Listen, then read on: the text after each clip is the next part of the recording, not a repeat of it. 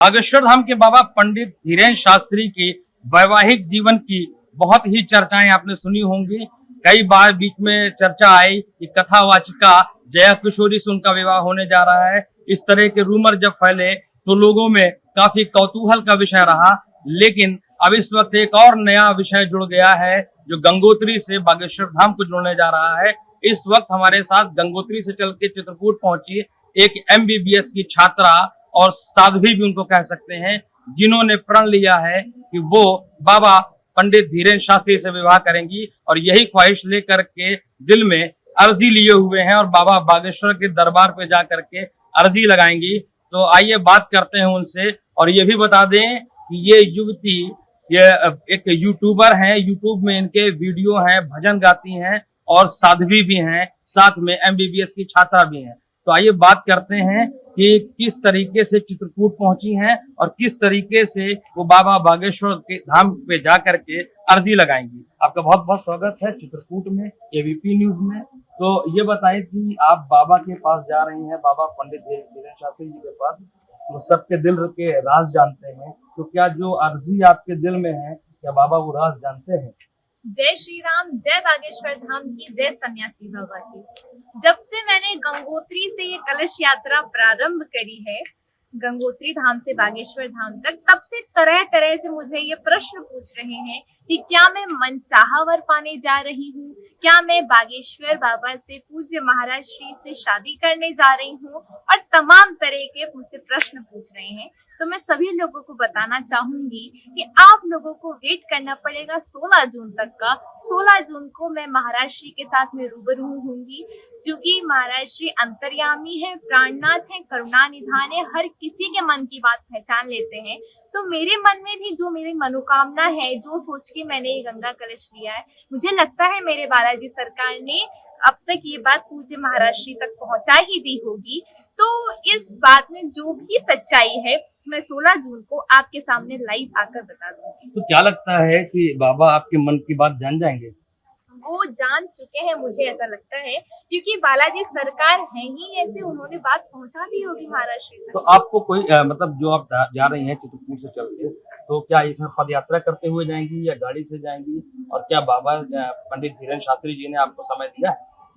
अभी हमारी उनसे कोई बात नहीं हुई है और मैं very first time Bageshwar Dham जा रही हूँ। मेरे पिताश्री और मेरे भाई जा चुके हैं पहले और परस्पर मुलाकात भी हो चुकी है, और ये हमारे साथ में हमारी गाड़ी तो सपोर्ट के लिए हमारे साथ में 2 गाड़ियां हैं। मैंने गंगोत्री से बागेश्वर धाम तक पद यात्रा का संकल्प लिया था, तो अभी चित्रकूट में हमारा विश्राम भी हो गया है, तो अब हम यहाँ से कल पुनः निकलेंगे पद यात्रा में। तो ये आप जो कलश लेके जा रहे हैं, तो कलश में क्या है? एक गंगा जल है या गंगा जल में आपकी ख्वाहिशें भी मिली हुई है? आप दोनों चीज कह सकते हैं, क्योंकि जो ये गंगा जल है ये गंगोत्री से गोमुख का है। तो अब जब मैंने उसे उठाया था तो कुछ ना कुछ तो सोच के ही मांगा होगा गंगा मैया से, तो सब कुछ है उसमें। तो आप जैसे MBBS की छात्रा भी हैं, आपका पूरा नाम भी बता दीजिए और कहाँ से आप स्टडी कर रही हैं, और साथ में आपने जो ये वेशभूषा धारण कर रखी है साध्वी की, तो ये सब आपको कहाँ से प्रेरणा मिली, क्योंकि एक MBBS की छात्रा भी हैं? मेरा नाम शिवरंजनी तिवारी है और MBBS में परसुइंग हूँ। और चूंकि मैं बताना चाहूंगी, हमारा जो परिवार है वो जगत गुरु शंकराचार्य स्वामी स्वरूपानंद जी महाराज के परिवार से बिलोंग करता है, और जो मेरे पिताश्री हैं वो पूज्य गुरुदेव शंकराचार्य जी महाराज के रिश्ते में भतीजे लगते हैं। तो इसी कारण मेरे घर में बहुत ज्यादा आध्यात्मिक वातावरण है, जो मेरी दादा दादी के समय से मैं देखती आ रही हूँ। आध्यात्मिक वातावरण वही मेरे माता पिता जी में भी, और मैं भी बहुत ज्यादा स्पिरिचुअल और रिलीजियस हूँ। तो क्या कैसे लगता है आपको कि जैसे बताया जाता है कि वो सरयू पारी ब्राह्मण है, तो आप किस उससे बिलोंग करती हैं? क्या लगता है कि आपका उनसे मिलन, आपका उनसे जो वैवाहिक गठबंधन है वो हो पाएगा? देखिए, हम लोग शांडिल्य गोत्री हैं और पूज्य महाराज श्री गर्ग गोत्री हैं। हम भी सरयू पारिन है, वो भी सरयू पारिन है, और हम लोग जगत गुरु शंकराचार्य जी महाराज के परिवार से ही बिलोंग करते हैं। तो मैं हर न्यूज में यही कहती आ रही हूँ कि अगर संबंध अगर हो जाता है तो उसमें कोई बहुत आश्चर्य की बात नहीं होगी।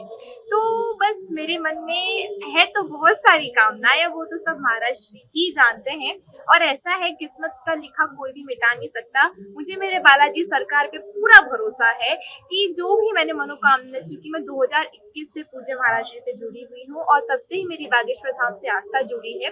तब से मैं अपने जीवन में जो बदलाव देख रही हूँ बालाजी की कृपा से, तो आज तक तो मैं इन 2 सालों में कभी भी निराश नहीं हुई हूँ। मुझे लगता है आगे भी मैं निराश नहीं हूँ। तो आप अभी जाएंगी तो वहाँ पे आप कोई बात रखेंगी या बाबा पहले से ही अपने उस पर्चे में लिख के रखे होंगे आपकी सारी बातें?